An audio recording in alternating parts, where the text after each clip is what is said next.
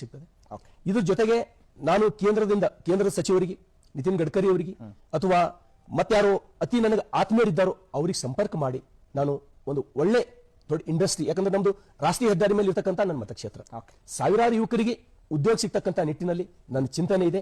Next October ತಿಂಗಳೊಳಗ ಇದೇ ಸ್ಟೇಡಿಯಂದೊಳಗ ನಾನು ಒಂದೇ ಸಲ ಎಲ್ಲಿ ನಿಂದಲಾರ್ದಾಗ 50 ರೌಂಡ್ ಓಡ್ ತೋರಿಸ್ತೀನಿ. ಅಕ್ಟೋಬರ್ ಒಳಗೆ ಯಾರು ನೀವು ಓಡ್ಲಕ್ಕೆ ತಯಾರಿದ್ರು ನನ್ನ ಜೊತೆ ಬರಿ 50 ರೌಂಡ್ ನಾನ್ ಸ್ಟಾಪ್ ನಾವು ಓಡ್ತೀನಿ.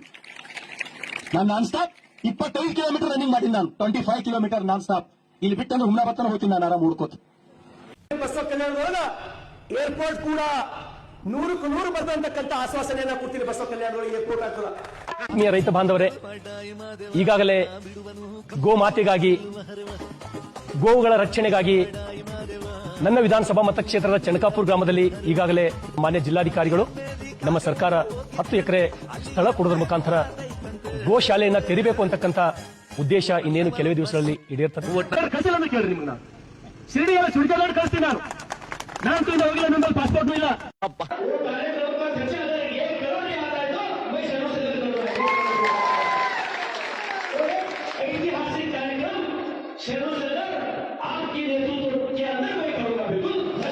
₹1,000 ಕೋಟಿ ತಂದು ಪ್ರತಿಯೊಬ್ಬ ಮೂಲಕ ಉಳಿ ಕೊಡ್ತಕ್ಕಂಥ ಪ್ರಾಮಾಣಿಕ ಪ್ರಯತ್ನ ಮಾಡ್ತೀನಿ ಅಂತಕ್ಕಂಥ ಭರವಸೆ ಕೊಡ್ತೀನಿ. ಇವತ್ತು ರಂಭಾಪುರಿ ಜಗದ್ಗುರುಗಳ ಸಮ್ಮುಖದಲ್ಲಿ ಪ್ರಮಾಣವನ್ನು ಮಾಡ್ತೇನೆ. 2023 ಅಕ್ಟೋಬರ್ ದಸರಾ ಸಮಯದಲ್ಲಿ ತಾವೆಲ್ಲರೂ ನೆನ್ಪಿಟ್ಕೊಳ್ಬೇಕು. 2023 ಅಕ್ಟೋಬರ್ ದಸರಾದ ಖಂಡ ಪೂಜಾ ದಿನದಂದು ಬಸವ ಕಲ್ಯಾಣದಲ್ಲಿ ಬೃಹತ್ ಶುಗರ್ ಫ್ಯಾಕ್ಟರಿಯನ್ನ ಹಾರ್ಕೂಡ್ ಚನ್ನವೀರ ಶಿವಾಚಾರ್ಯರ ಅಮೃತಾಚರಿಂದ ಭೂಮಿ ಪೂಜೆಯನ್ನು ಮಾಡಿ ಶುಗರ್ ಫ್ಯಾಕ್ಟರಿ ಮಾಡ್ತಕ್ಕಂತ ಕೆಲಸ ಪ್ರಾಮಾಣಿಕವಾಗಿ ಮಾಡ್ತೀನಿ ಅಂತ ಹೇಳಿ ಇವತ್ತು ಚನ್ನವೀರ ಶಿವಾಚಾರ್ಯರ ಜನ್ಮದಿನದಂದು ಹೇಳ್ತಾ ಇದ್ದೀನಿ. ಏನ್ ಮಾಡ್ಬೇಕಪ್ಪ? ರೈತರು ಸುಖವಾಗಿರ್ಬೇಕು, ರೈತರು ನಗನಗ್ತಾ ಇರ್ಬೇಕಂದ್ರೆ ಏನ್ ಮಾಡ್ಬೇಕು? 100ಕ್ಕೆ 100 ಇಲ್ಲಿ ಬಸವ ಕಲ್ಯಾಣದೊಳಗ ಒಂದು ಶುಗರ್ ಫ್ಯಾಕ್ಟರಿ ಬೇಕು, ಒಂದು ಸೋಯಾಬೀನ್ ಫ್ಯಾಕ್ಟರಿ 100ಕ್ಕೆ 100 ಬಸವ ಕಲ್ಯಾಣದೊಳಗ ಆಗ್ಬೇಕು. ಬಂಡಲ್ ಬಡಾಯಿ ಮಾದೇವ ಬಿಡುವನು ಕಂಬಿಲ್ದ ರೈಲು ನಾವು ಯಾವಾಗ ಬಿಲ್ಡಿಂಗ್ ಅದಪ್ಪ ಅಂದ್ರೆ ಬಿಡುದು ಮತ್ತೊಂದು ಹೊಸ ಸೆನ್ಸರ್ ಮಾಡ್ಕೊಂಡು ಬರ್ತೇವೆ. ಈ ಗೌರ್ಮೆಂಟ್ ಡಿಸೈನ್ ಮಾಡಿಲ್ಲ, ಡಿಸೈನ್ ಮಾಡಿದ್ರೆ ಮೊದಲು ಗೌರ್ಮೆಂಟ್ ಈ ಗೌರ್ಮೆಂಟ್ ಬೇರೆ ಡಿಸೈನ್ ಮಾಡಿದ್ರೆ ಅಂತ ತಿಳ್ಕೊಂಡು ನಾ ಬರೀ ನಾವು ಅಟ್ಲೀಸ್ಟ್ ಅನುಭವ ಮಟ್ಟದ ಯಾಗೈತಿತ್ತು 2 ದಿನಗಳಾಗಿದ್ರೆ ಎಲ್ಲ ಶರಣರು ಏನ್ ಸ್ಮಾರಕವ ಅವ್ರ ಪೀಠಾಧಿಪತಿಗಳಾಗ ಅವ್ರಿಗಿಂದು ಸಜೆಷನ್ ತಗೋಗಿ ಏನು ಅವ್ರ ಹಳಿ ಇತಿಹಾಸದ ನಾವು ಏನಿತ್ತು ಹಳಯ್ಯ, ಅಂಬಿಗಾ ಚೌಡಯ್ಯ ಅನ್ನೋದು, नीली चंद्रन आलस पीठा उड़ीन पेद्दी मठा वो स्वामी जी पुराने स्वामी जी को पूछे तो वो लोगों को 100-200 साल 500 साल पीछे का कुछ तो रिकॉर्ड रहता है. अब हम आ गए तो अनुभव मठा पैसा था बोले तो बहुत ब्यूटीफुल है. सही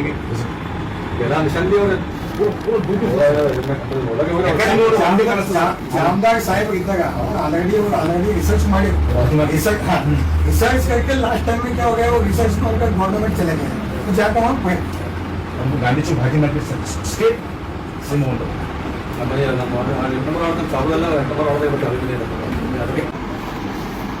ಮತ್ತೆ ವಿಶೇಷ ಅಂದ್ರೆ ಇನ್ನೊಂದು ನಮ್ಮಲ್ಲಿ ನಮ್ಮ ಗೊತ್ತಿಲ್ಲ ಮಹಿಳಾ ಪೊಲೀಸ್ ಸ್ಟೇಷನ್ ಬಹಳ ನೆಸೆಸರಿ ಇದೆ ನಮ್ಮ ಬಸವ ಕಲ್ಯಾಣ.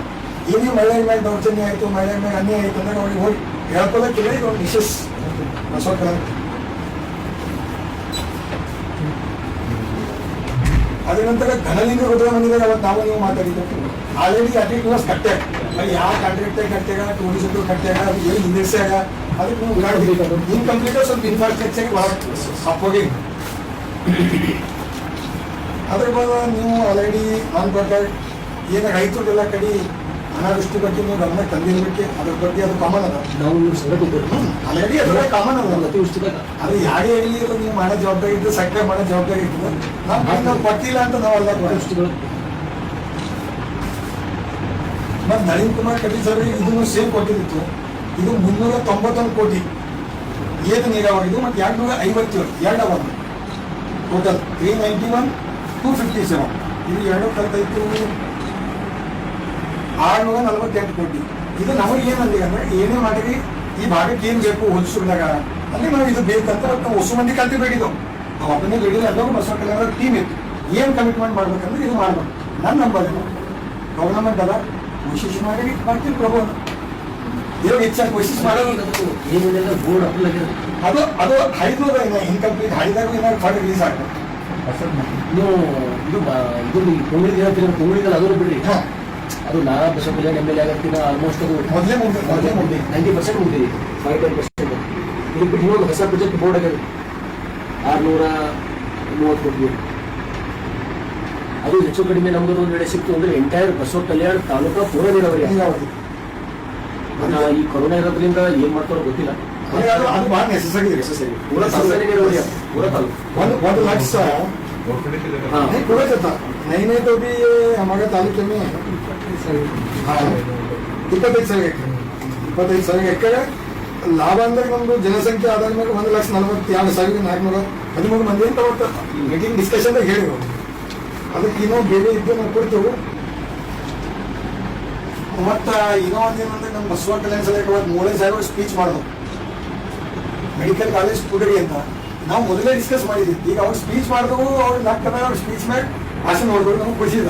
ಲೇಕಿನ್ ಮೆಡಿಕಲ್ ಕಾಲೇಜ್ ಮಾಡಿ ಅಂತ ಅವಾಗಿನ ಹಿಡಿದು ಒಂದು ಎಲ್ಲೋ ಆ್ಯಕ್ಚುಲ್ ಹೆಂಗದ ಅಂತಿದ್ದಾರೆ ಎಲ್ಲರೂ ನಮ್ಮ ಬೀದರ್ ಡಿಸ್ಟಿಕ್ದಾಗ ಇದು ಮೋಸ್ಟ್ ಬ್ಯಾಕ್ವರ್ಡ್ ಬಸವ ಕಲ್ಯಾಣ ವಿಶೇಷ ನಮಗೊಂದು ಮೆಡಿಕಲ್ ಕಾಲೇಜ್ ಸಿಗ್ಬೋದು ಚಾನ್ಸಸ್ ಅದ.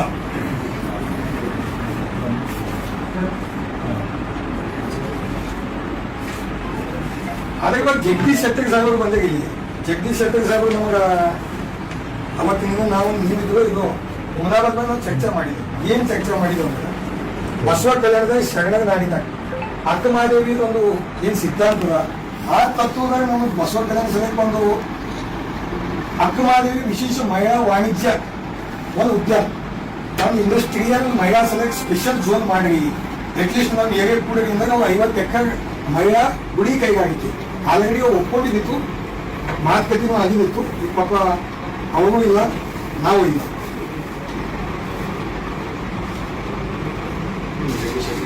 ಮಾತಾಡಿದ ಫೈಲ್ ಅದ ಆಲ್ರೆಡಿ ಅವ್ರಿಗೆ 50 ಎಕರೆ ಸ್ಪೆಷಲ್ ಆಗಿ ಒಂದು ಮಹಿಳೆಗೆ ಗುಡಿ ಕೈಗಾರಿಕೆ ಮಹಿಳೆಗೆ ಸೆಲೆಕ್ಟ್ ಪ್ಲಸ್ ಆಯ್ತದ. ಈಗ ನೀವು ಬಸವ ಕಲ್ಯಾಣ ಮಾಡಿ ನಿಮ್ಮ ಸ್ಪೀಚ್ ಕೇಳೋಣ ಏನಪ್ಪ ಅಂದ್ರೆ 100 ಕೋಟಿ ರೂಪಾಯಿ ಸಿಟಿದಾಗ ಕೊಡಬೇಕು. ಅದಕ್ಕಿಂತ ಮುಂಚೆ ಈ ಮೇನ್ ಏನ್ ಬೇಕು ಅಂದ್ರೆ ಆಲ್ರೆಡಿ ನಾವು ಯಡಿಯೂರಪ್ಪ ಸಾಹೇಬರಿಗೆ ಬಸವ ಕಲ್ಯಾಣದಾಗ ಡ್ರೈನ್ ಮಾಡಿ ಅಂತ ಸಿದ್ದರಾಮಯ್ಯರಿಗೂ ಕೊಟ್ಟಿದ್ದಿತ್ತು, ಯಡಿಯೂರಪ್ಪ ಸಾಹೇಬರಿಗೂ ಕೊಟ್ಟಿದ್ದಿತ್ತು. ಮಳೆ ನೀರು ಏನು ಬರ್ತಾವ ಆ ಮಳೆ ನೀರು ಕೂಡ ಮನೆಯಾಗ ಬೋರ್ಡಿಂಗ್ ಹೋಗ್ತಾವ. ನಾವು ಸುಂದರೀಕರಣ ಮಾಡೋ ಅಂದ್ರೆ ಇದು ನೀರಿನ ಪ್ರಾಬ್ಲಮ್ ಆಯ್ತು ಅಂತ ಡ್ರೈನ್ಸ್ ಯೂಸಿಡಿ ಡ್ರೈನ್ ಈಗ ಯಡಿಯೂರಪ್ಪ ಸಾಹೇಬರಿಗೆ ಕೊಟ್ಟಿದ್ದಿತ್ತು 12-11 ಇದು ಯಡಿಯೂರಪ್ಪ साहब को अंडरग्राउंड ड्रेनेज के बारे में जो बारिश आता है तो पानी जब तक हमारे पास अंडरग्राउंड ड्रेन नहीं है तो पानी जाता नहीं. टोटल बसवा में पानी जाना है तो कहीं ना कहीं जाना पड़ता है. तो नाली नहीं है, अंडरग्राउंड ड्रेन बना. ಅದರ ನಮ್ಮಲ್ಲಿ ನಮ್ಮ ರಾಜ್ಯಾಧ್ಯಕ್ಷರು ಅವ್ರು ಬಂದಾಗ ನಳಿನ್ ಕುಮಾರ್ ಕಟೀಲ್ ಸರ್ ತಾವೆಲ್ಲ ನೋಡ್ತಾ ಇದ್ರಿ. ಸರ್ಕಾರ ಕಡೆಯಿಂದ ಏನ್ ಡೆವಲಪ್ಮೆಂಟ್ ಆಗ್ಬೇಕಾಗಿತ್ತು, ಶಾಸಕರು ಎಷ್ಟು ಬಸವ ಕಲ್ಯಾಣಕ್ಕೆ ಆಶ್ವಾಸನೆ ಕೊಟ್ಟಿದಾಗ ಅದರೊಳಗೆ ಏನೇನ್ ಕೆಲಸ ಮಾಡಿದಾಗ ಎಂಬುದರ ಬಗ್ಗೆ ನಾವೆಲ್ಲ ಇವತ್ತು ಚಿಂತನೆ ಮಾಡ್ಬೇಕಾಗಿದೆ. ಸುಮಾರು 2 ಟರ್ಮ್ದಿಂದ ಬಸವ ಕಲ್ಯಾಣಕ್ಕ ಏರ್ಪೋರ್ಟ್ ಮಾಡ್ತೀನಿ, ಬಸವ ಕಲ್ಯಾಣದಾಗ ಒಳ್ಳೆ ರೀತಿಯಿಂದ ಇಂಡಸ್ಟ್ರಿಯಲ್ ಪಾರ್ಕ್ ಮಾಡ್ತೀನಿ, ಅವಾಗ ಏನೇನ್ ಹೇಳಿದಾಗ ಅಂಬದ್ರ ಬಗ್ಗೆ ತಾವೆಲ್ಲ ನೋಡ್ಕೋರಿ. ನಾನ್ ಮನವಿ ಮಾಡೋದು ಒಂದೇ, ಬಸವ ಕಲ್ಯಾಣ ಶಾಸಕರು ಸಾಕಷ್ಟು ಪತ್ರ ನಾನು ಬರೆದಿದ್ದೀನಿ. ಅವಾಗ ಬರೆದಾಗೂ ಕೂಡ ಬಸವ ಕಲ್ಯಾಣದಾಗ ಒಂದು ಮೆಡಿಕಲ್ ಕಾಲೇಜಿಗೆ ಪ್ರಸ್ತಾವನೆ ಕಳಿಸ್ರಿ. ಅದೇ ರೀತಿ ಅಂಡರ್ಗ್ರೌಂಡ್ ಡ್ರೈನೇಜ್ ಬಗ್ಗೆನೂ ಕೂಡ ನಾನು ಪತ್ರ ಕೊಟ್ಟಿದ್ದೀನಿ. ಏನೇನ್ ಪತ್ರ ಕೊಟ್ಟಿದ್ದೀನಿ ಎಂಬುದ್ರ ಬಗ್ಗೆನೂ ಕೂಡ ನಾನು ಅವ್ರ ಶಾಸಕರ ಕಚೇರಿ ಫಸ್ಟ್ MLA ಆದಾಗ 2021 ಕೂಡ 8-10-2021 ಅವ್ರ ಆಫೀಸಿಗೆ ಹೋಗಿ ಶಾಸಕರ ಕಾರ್ಯಾಲಯ ಹೋಗಿ ಯಾವುದೇ ದ್ವೇಷ ಇಲ್ಲದೆ ಬಸವ ಕಲ್ಯಾಣಕ್ಕೆ ಅಭಿವೃದ್ಧಿ ಆಗ್ಬೇಕು. ಬಿಜೆಪಿ ಗವರ್ನಮೆಂಟ್ದಾಗ ಯಾವ ಪೆಂಡಿಂಗ್ ಇದ್ದು ಫೈಲ್ಸ್, ಕಾಂಗ್ರೆಸ್ ಗವರ್ನಮೆಂಟ್ದಾಗ ಯಾವ ಪೆಂಡಿಂಗ್ ಇದ್ದು ಅವು ಕೂಡ ಒಯ್ದು ಕೊಟ್ಟಾಗ ಅವು ಅವಕ್ಕಿನ್ನತನ ಅಟೆಂಡು ಮಾಡಿಲ್ಲ, ಆನ್ಸರು ಕೊಟ್ಟಿಲ್ಲ. ವಿಡಿಯೋ ಗಿಮಿಕ್ ಮಾಡೋದು, ರೀಲ್ ಮಾಡೋದು, ಯಾವುದೇ ಒಂದು ಕುಂಠಿತಿದ್ದಂತ ಬಿಲ್ಡಿಂಗ್ ಬಲ್ ಹೋಗಿ ಒಂದ್ ಫೋಟೋ ವಿಡಿಯೋ ಶೂಟ್ ಮಾಡಿ ನಮ್ ಬಸವ ಕಲ್ಯಾಣ ಮಹಾಜನತೆ ಎಲ್ಲೋ ಒಂದ್ ಕಡೆ ದಾರಿ ತಪ್ಸಂತ ಕೆಲಸ ಮಾಡ್ತಾ ಇದ್ದಾಗ ಫೋನಿಗೂ ಕೂಡ ಒಂದ್ ದಿವಸ ಕರೆಕ್ಟ್ ಟೈಮಿಗೆ ಫೋನ್ ಅಟೆಂಡ್ ಮಾಡಿ ಜನರಿಗೆ ಸಂಪರ್ಕ ಮಾಡಂತ ಕೆಲಸ MLA ಆಫೀಸ್ದಾಗ ಏನ್ ಟೈಮಿಗೆ ಇರ್ತಾರ, ಜನ ಸಂಪರ್ಕ, ವಾರ್ಡ್ ಸಂಪರ್ಕ, ಯಾವ ಊರಿಗೆ ಹೋಗ್ತಾರ, ಒಂದು ಗೊತ್ತಿರಲ್ಲ. ನಾನು ಬರ್ತಕ್ಕಂಥದ್ರಿಂದ ಅವ್ರ ಕಚೇರಿಗೆ ಹೋಗಿ ಅವ್ರ ಯಾವಾಗ ಟೈಮ್ ಕೊಡ್ತಾರ ಆ ಟೈಮಿಗೆ ಹೋಗಿ ಬಸವ ಕಲ್ಯಾಣ್ ನಮ್ದು ಏನ್ ಕುಂಠಿತ್ ಬಿದ್ದೀವಿ ಅಭಿವೃದ್ಧಿ ಕಾರ್ಯಗಳು ಇದ್ದಾವ, ನಾವು ಕೂಡ ಸೆಕೆಂಡ್ ಟರ್ಮ್ MLA ಇದ್ದಾಗ ಅವ್ರಿಗೆ ಒಳ್ಳೆ ರೀತಿಯಿಂದ ಸಪೋರ್ಟ್ ಮಾಡಿದೆವು. ಆದ್ರೂ ಅವ್ರು ಬಸವ ಕಲ್ಯಾಣ್ ತ್ರಿಪುರಾ ಅಂತ ನಾವು ಎಲ್ಲಿ ಸಪೋರ್ಟ್ ಮಾಡಿದೆವು ಅಲ್ಲಿ ಏನೂ ಅಭಿವೃದ್ಧಿ ಮಾಡಿಲ್ಲ. ಅದೇ ರೀತಿ ಅಲೈನ್ಸ್ ಅದ ಅಂತ ಹೇಳ್ತಾ ಇದ್ದಾಗ ಅಲೈನ್ಸ್ ಬಗ್ಗೆ ವಿಚಾರ ಅಲ್ಲ, ನಮ್ದು ವಿಚಾರ ಒಂದೇ, ಬಸವ ಕಲ್ಯಾಣ ಅಭಿವೃದ್ಧಿ ಆಗ್ಬೇಕು. ಬಸವ ಕಲ್ಯಾಣದಾಗ ಏನೇನ್ ಕುಂಠಿತ್ ಬಿದ್ದಂತ ಪ್ರಾಜೆಕ್ಟ್ ಅವಾಗ ಒಂದ್ ಮಾತು ನೆನಪಿಸ್ಲಕ್ ನಾ ಬಯಸ್ತಾ ಇದ್ದೀನಿ. ಘನಲಿಂಗ ರುದ್ರಮನಿ ಮಠದಾಗ ಒಳ್ಳೆ ರೀತಿಯಿಂದ ಫಂಕ್ಷನ್ ಮಾಡ್ತಾರೆ. ಅಲ್ಲಿ ನಾನು 60 ಲಕ್ಷ ರೂಪಾಯಿ ಖರ್ಚು ಮಾಡಿ ಟೂರಿಸಂ ಕಡೆಯಿಂದ ಯಾತ್ರಿಕ ನಿವಾಸ ಮಾಡಿದಿತ್ತು. ಅದಕ್ಕ ಒಂದ್ 15 ಲಕ್ಷ ರೂಪಾಯಿ ಕಂಪ್ಲೀಷನ್ ಮಾಡಂತ ಕೆಲ್ಸಕ್ಕೂ ಕೂಡ ಅವ್ರು ದುಡ್ಡು ಕೊಟ್ಟಿಲ್ಲ. ಅದೇ ರೀತಿ ಬಸವ ಕಲ್ಯಾಣ್ ಬಸ್ ಸ್ಟ್ಯಾಂಡ್ ಅರ್ಧ ಮಾಡಿದಾಗ ಅಲ್ಲಿ ಕೂಡ ಬಸ್ ಸ್ಟ್ಯಾಂಡ್ ಓಪನಿಂಗ್ ಮಾಡಿಲ್ಲ. ಅದೇ ತಮಗೆಲ್ಲ ಗೊತ್ತಿರುವಂತೆ ಗುರು ಭವನ್ ಪೂಜೆ ಮಾಡಿದವು ಅಲ್ಲಿ ನಿಂತು. ಸಾಕಷ್ಟು ಡೆವಲಪ್ಮೆಂಟ್ ಬಗ್ಗೆ ನಿನ್ನ ಹೇಳ್ತಾ ಇದ್ದೀನಿ, ಅದು ಮುಂದಿನ ವಿಡಿಯೋದಲ್ಲಿ ತಾವೇ ನೋಡ್ಬೋದು. ಆದ್ರ ಅವ್ರದ್ದು ಓನ್ಲಿ ಭಾಷಣ, ಮಟ್ಕಾ ಬಂದ್, ಕರಪ್ಷನ್ ಬಂದ್, ಅವಾಗ ಬಂದಾಗಿನ್ ಹಿಡಿದು ಸರ್ವೆ ಮಾಡಿಸ್ಬೇಕು. ಅವಾಗ ಬಂದಾಗ ಎಷ್ಟು ಕರಪ್ಷನ್ ಇತ್ತು, ಮಲ್ಲಿಕಾರ್ಜುನ್ ಖೂಬಾಗ್ ಪೀರಿಯಡ್ದಾಗ ಎಷ್ಟು ಕರಪ್ಷನ್ ಇತ್ತು, ಅವಾಗ ಏನ್ ಅಭಿವೃದ್ಧಿ ಮಾಡಿದಾಗ ನಮ್ಮ ಅವಧಿದಾಗ 1,000 ಕೋಟಿ ರೂಪಾಯಿ ಕಲ್ಯಾಣ ಕರ್ನಾಟಕ ಫಂಡ್ ಬರ್ತಾ ಇತ್ತು. ನಮಗೆಲ್ಲ MLA ಡಿವೈಡ್ ಮಾಡಿ ಮ್ಯಾಕ್ರೋ ಪ್ರಾಜೆಕ್ಟಿಗೆ ಹೋಗಿ ವರ್ಷಿಗ ಓನ್ಲಿ ಕಲ್ಯಾಣ ಕರ್ನಾಟಕದ ಫಂಡ್, ಹೈದರಾಬಾದ್ ಕರ್ನಾಟಕ ಫಂಡ್ 10 ಕೋಟಿ ಬರ್ತಾ ಇತ್ತು ಒಂದ್ ಮತಕ್ಷೇತ್ರ, ಒಂದ್ ಕಾನ್ಸ್ಟಿಟ್ಯೂನ್ಸಿ. ಈಗಾಗಲೇ 125 ಕೋಟಿ ರೂಪಾಯಿ ಬಸವ ಕಲ್ಯಾಣಕ್ಕೆ ಬರ್ತಾ ಇದೆ. ಆದ್ರೆ ಡೆವಲಪ್ಮೆಂಟ್ ಎಲ್ಲಿ? ಶಾಸಕರೇ, ನೀವು ನಮಗ ಎಲ್ಲರ ತಿಳಿದಿರ್ಬೇಕು, ನಾವೆಲ್ಲ ಕಿವಿಯಾಗಿ ಬಿಡಿಕೊಂಡಿದ್ದೋಗೈತೇವ ಅಂತ. ನೀವ್ ಏನ್ ಮಾಡಿರಿ, ಯಾವ ರೀತಿ ಡೆವಲಪ್ಮೆಂಟ್ ಮಾಡಿರಿ, ಎಲ್ಲ ಇಲಾಖೆದಿಂದ ನಾನ್ ಡೆವಲಪ್ಮೆಂಟ್ ರಿಪೋರ್ಟ್ ತರಿಸಿದೀನಿ.